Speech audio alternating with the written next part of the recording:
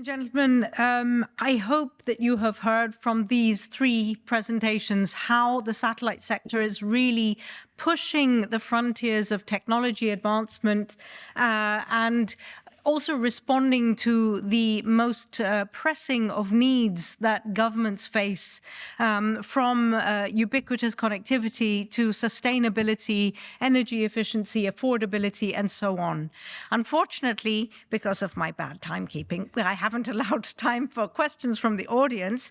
But if I'm allowed just 2 minutes more, I would like to invite you all to respond to one single question, which is, given the technical complexity and economics of the new technologies that you are pushing, NGSO systems, how can you make connectivity affordable? How will you address the affordability piece for the users that our ministers talked so eloquently about?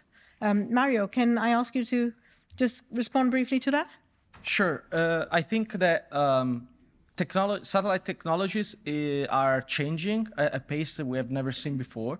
It doesn't mean that these technologies will lead immediately to affordability, but we can develop models around this. And for example, I was trying to explain it during my presentation. One model that Telesat Lightspeed is developing is not to focus on direct-to-consumer broadband, because that is not affordable, simply. Instead, we want to work with MNOs, for example, to provide backhauling solutions, because the MNOs know the geography and the reality of the country and the users to serve. And we believe that by allowing this kind of models, affordability is more sustainable, it can be reached. Thank you. Chris?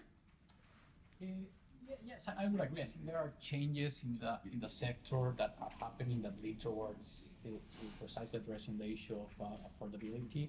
I would like to focus on one specific aspect, which is the user equipment, the user terminals. That is driving costs and will continue driving costs. So what we're doing in OneWeb, we're working with a variety of technology partners for different parts of the world, trying to develop a wide array of user terminals for different use cases, for different needs. It's not the same user terminal you'll need for a Wi-Fi community type of network that you need for mobility, right? So we need to cater for those differences. That's important.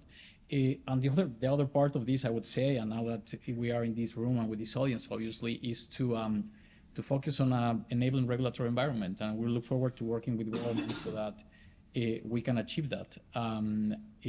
We think, for instance, spectrum is an asset that should be seen as an asset for digital transformation as opposed to a cash cow.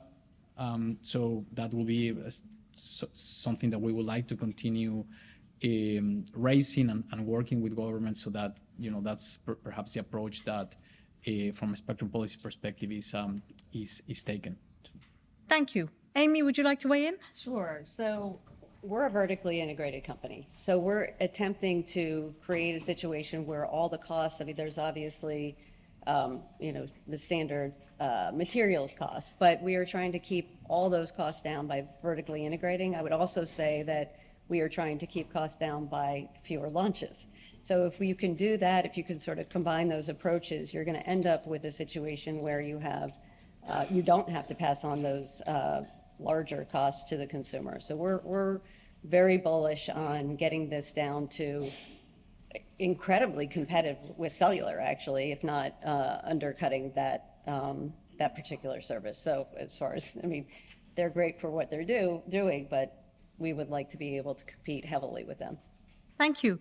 So we have heard, I mean, satellite operators have been working on sophisticated solutions for many decades, and they've achieved great things with them. And from our three panelists now, we have heard how we're taking sophistication to a new level, but remaining very pragmatic, bearing in mind the challenges that have been exposed by the ministers. Thank you so much for your attention. Thank you to my panelists for joining us, and over to the right.